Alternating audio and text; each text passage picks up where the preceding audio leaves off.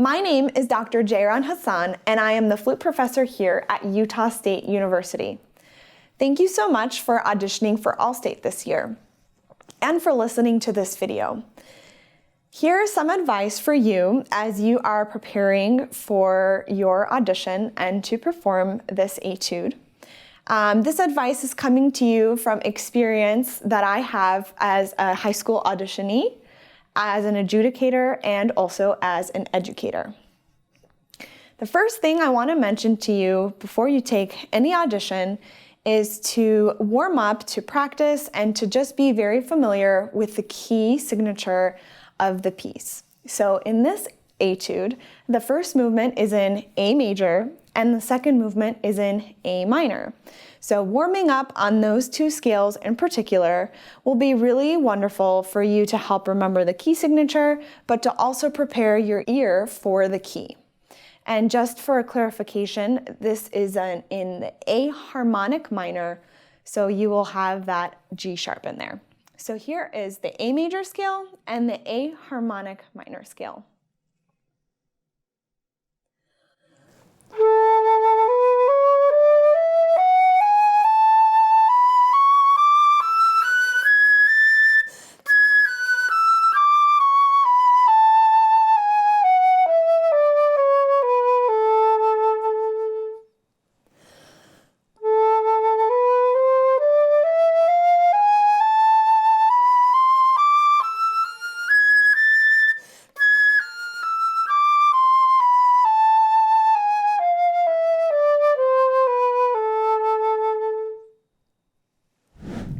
Another piece of advice I have for you anytime that you're performing a piece is to make sure that you research the translations of any of the tempo or character markings that you may find in your piece.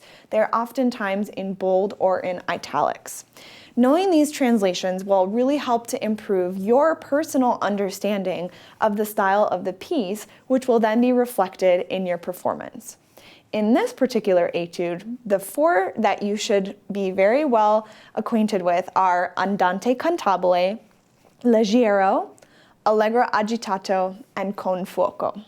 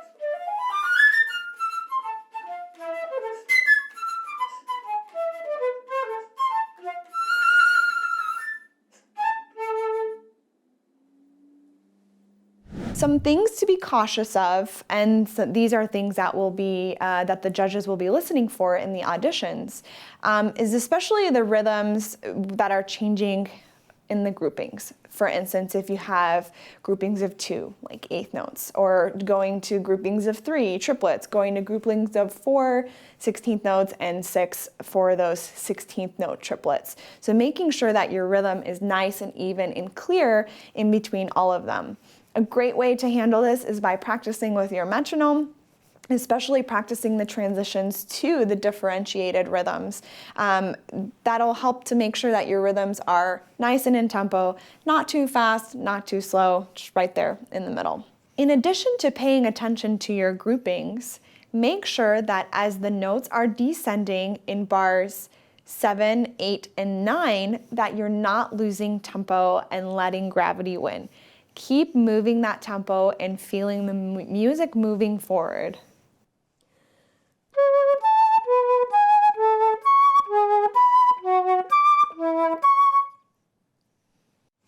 Additionally, the 30-second note triplets that are in the first opening section should be very graceful and dolce style, not too forceful and aggressive, rather delicate. Rather than. So a little bit more legato. You're really going to feel that andante cantabile, and a really wonderful way to play in that tempo and character style is to have this beautiful lyrical 30-second note section. Last but not least, specific to this piece, there is a very scary looking high G sharp trill. You can find this on the very last line of this first movement. So first of all, to play our G sharp, we're going to make sure that we don't have our thumb down and we don't have our first finger down, right? So we've just got left hand 2, 3, and pinky. And on the right hand, you're going to have your pinky down too. That's our G sharp. Well, to trill, what we have to do is we're going to use our first finger trill key right here. And so that's going to be your trill. So this is what it sounds like. The hardest thing about this trill is actually the transition into the grace notes after it, which then go into the 16th note triplet in the very last bar of the first movement. So one way to practice this transition, once you're trilling, just only descend first of all to the F sharp. It sounds like this.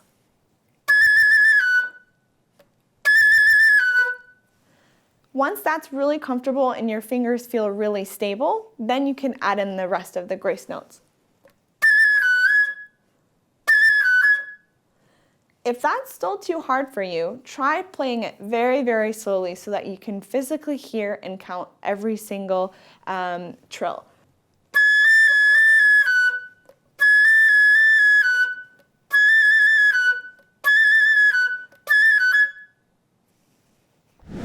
In bars 18 and 19, it's really important to hear the middle register notes right here, and especially the notes that are turning around into the next beat. So the E, D, C sharp, E, and the G sharp, E, D, E. If you add in bobby pin hairpins, particularly a crescendo and a little bit of a diminuendo as you're ascending, crescendo, diminuendo, it'll help to keep the volume even and equal in between these dispersed intervals. So obviously we're starting and ending in the higher register, but the middle register is lower, and so to balance that, having these bobby pin dynamics will really help keep the volume and the sound, and they're just a good anchor note as well. This is what it sounds like slowly.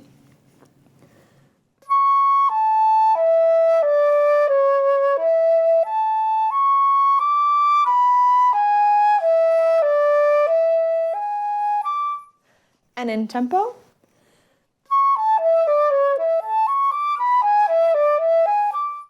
One of the most challenging bars, I think, of this etude is this last bar right here, bar 22.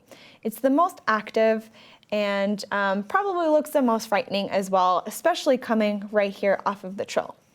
The nice thing to know is that this is just a broken arpeggiation of A major. So we have A, C sharp, and E that's constantly repeated throughout, descending.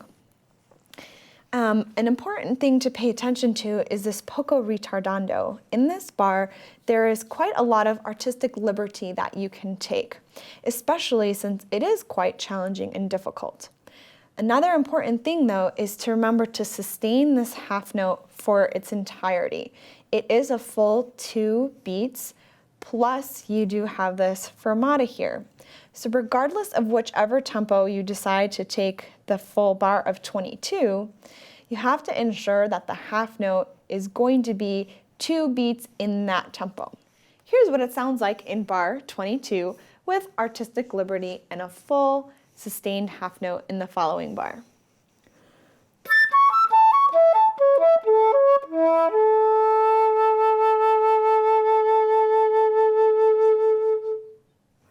Regardless of the tempo you take, the half note might sound longer, or it might have to be played shorter, especially if you speed through and don't do too much ritardando. But it is a good idea to play especially these last two beats poco ritardando.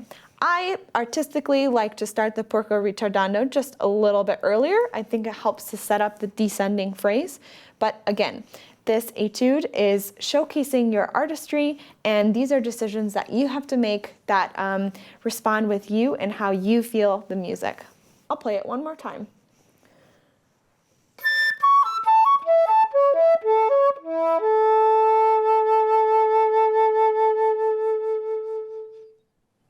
And a nice taper at the end of the note so that you can finish the first movement. And then once you're really happy with how that sounds, you can jump right into the second movement.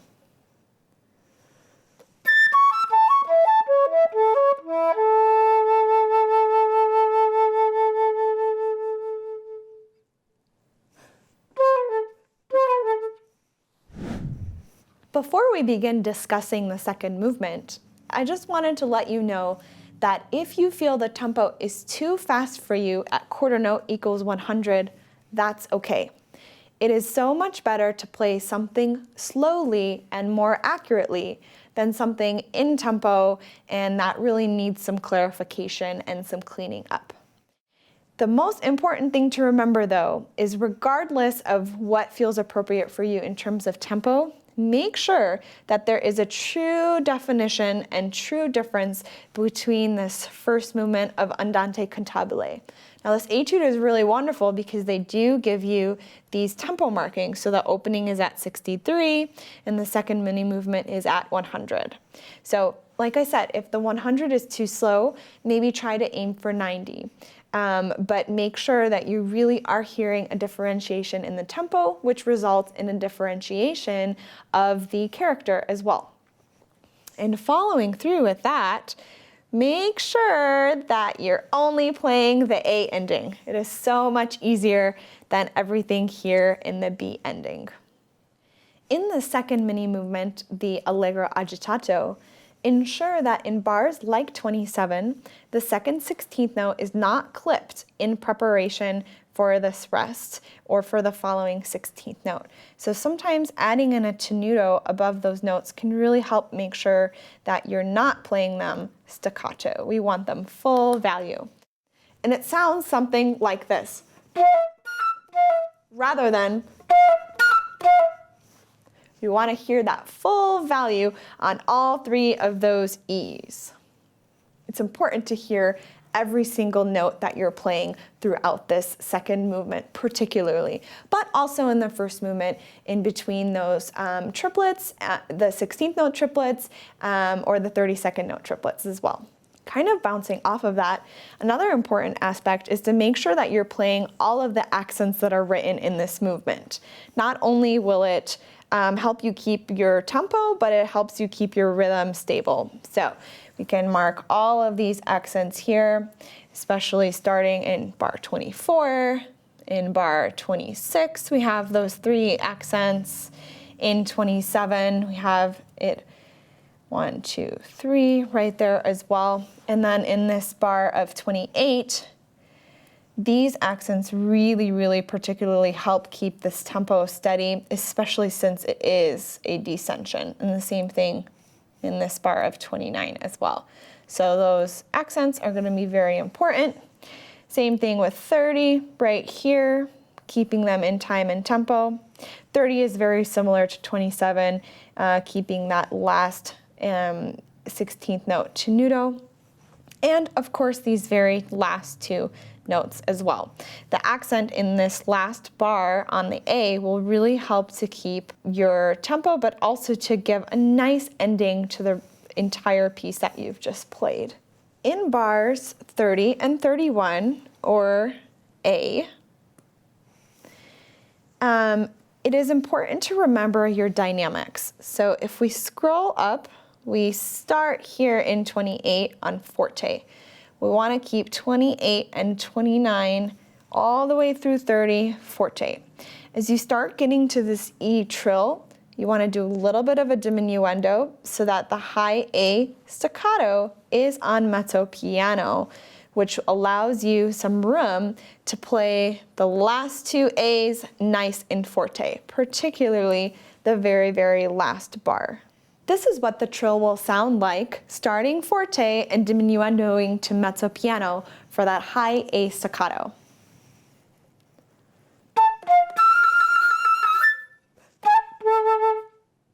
You want to end nice and solidly, almost as if you're stamping the end of the piece.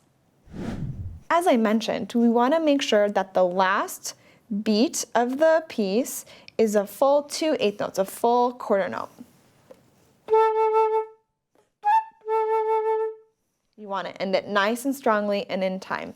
And very similarly, as I had marked in 30 and in 27, all those small notes, the last notes before rests, we want to make sure that they're full value.